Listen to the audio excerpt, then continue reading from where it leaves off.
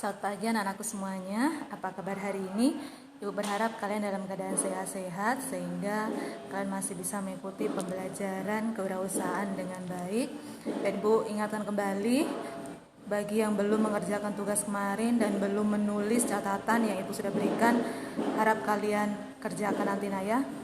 Baik, saat ini kita lanjut masih di materi bab 1 mengenai perencanaan produksi massal. Materi yang akan kita bahas yang bagian A, indikator keberhasilan produksi massal.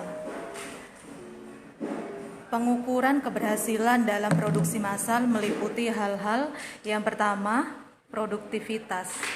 Produktivitas diartikan sebagai perbandingan antara volume keluaran dengan volume masuk. Dengan kata lain, produktivitas diukur dari tingkat efisiensi produk masuk tersebut digunakan untuk menghasilkan produk keluaran. Produktivitas merupakan dasar dari persaingan dan pertumbuhan ekonomi.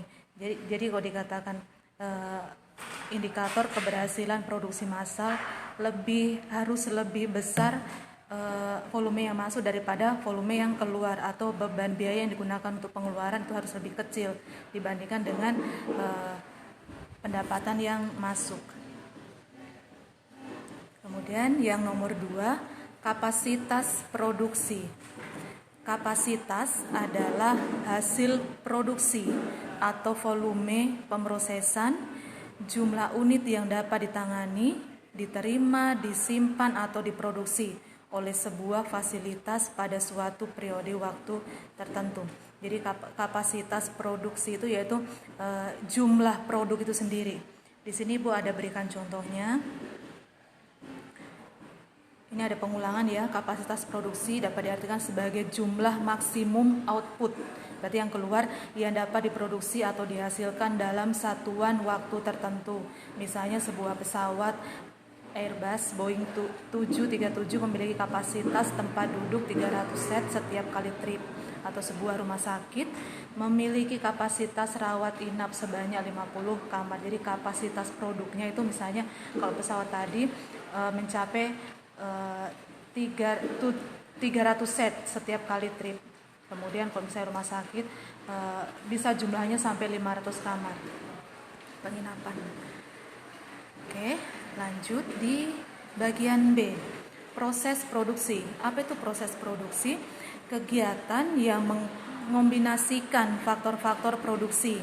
Dalam faktor-faktor produksi itu ada tenaga kerja, ada modal, dan metode atau cara yang ada untuk menghasilkan suatu produk, baik berupa barang atau jasa. Berarti barang ini bisa dikonsumsi atau bisa digunakan. Kalau jasa berarti tenaga yang dapat diambil nilai lebihnya atau dimanfaatkan oleh konsumen. Sifat proses produksi adalah mengolah, yaitu mengolah bahan baku dan bahan pembantu secara manual dengan menggunakan peralatan sehingga menghasilkan suatu produk yang nilainya lebih dari barang semula. Jadi proses produksi itu menjadikan barang mentah atau barang belum jadi menjadi barang yang siap untuk dikonsumsi ataupun barang yang siap untuk dipakai. Kalau siap dipakai misalnya seperti baju, sepatu. Kalau siap dikonsumsi berarti bisa makanan ataupun minuman. Yang selanjutnya, jenis proses produksi ditinjau dari arus produksi. Di sini ada bagian pertama, proses produksi yang terputus-putus. Adalah kegiatan produksi yang dilakukan dengan alat multiguna, berarti banyak yang gunakan alatnya ya. Proses produksi terputus-putus dapat ditemui di dalam usaha berbagai pelayanan, misalnya usaha reparasi komputer. Dalam usaha penyediaan jasa reparasi komputer, pihak produsen melakukan proses produksi sesuai pesanan konsumen sehingga akan tercipta proses produksi yang berbeda-beda. Jadi di sini dikatakan kenapa proses produksi yang terputus-putus ini, contohnya seperti reparasi komputer. Jadi reparasi komputer atau untuk produksi memperbaiki komputer. Jadi misalnya hari ini ada orang yang memperbaiki komputer di tempat tersebut, kemudian sudah selesai, dan misalnya hari berikutnya tidak ada, pasti hari berikutnya itu akan terputus. Kemudian mungkin hari berikutnya baru ada lagi. jadi baru dilanjutkan lagi. Jadi di sini proses produksinya tidak kontinu, tidak berlangsung terus-menerus, tetapi sesuai dengan ketika ada orang ingin memperbaiki komputer atau misalnya motor atau mobil. Oke. Ya, kalau tadi proses produksi yang terputus-putus, sekarang proses produksi yang kontinu. Balikannya nih ya. Proses produksi kontinu adalah suatu metode proses produksi di mana proses berlangsung secara terus-menerus tanpa henti. Proses produksi secara kontinu dilakukan pada individu dengan skala produksi besar. Pada proses produksi secara kontinu umum digunakan sifat yang terotomatis, jadi sistem produksinya otomatis. Contoh dalam proses produksi kontinu adalah produksi laptop yang dilakukan perusahaan besar. Jadi proses produksi kontinu itu biasanya perusahaan atau produsen itu membuat barang atau menciptakan barang dengan jumlah yang banyak atau dengan jumlah yang massal, sehingga produksinya tidak berhenti seperti yang Ibu sudah jelaskan tadi, seperti reparasi komputer yang misalnya satu hari orang bisa melakukan produksi kemudian biasanya tidak. Tapi ini produksi yang kontinu, produksi itu terus menerus setiap hari.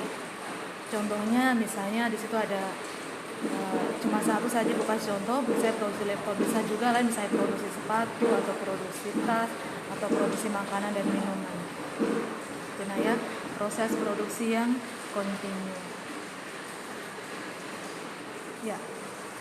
Untuk lanjutan materi bab 1 sampai di sini materinya. Ibu harap hari ini tidak ada tugas, tetapi besok ada tugas. Hari ini yang harus kalian kerjakan yaitu menulis materi ini di buku catatan, dan yang belum mengerjakan tugas Ibu ulangi lagi, kalian kerjakan tugas, dan Ibu harap kalian tetap dalam keadaan sehat-sehat sehingga masih terus bisa mengikuti pembelajaran dengan baik. Naya, kita akan bertemu besok. Selamat pagi dan Tuhan Yesus memberkati.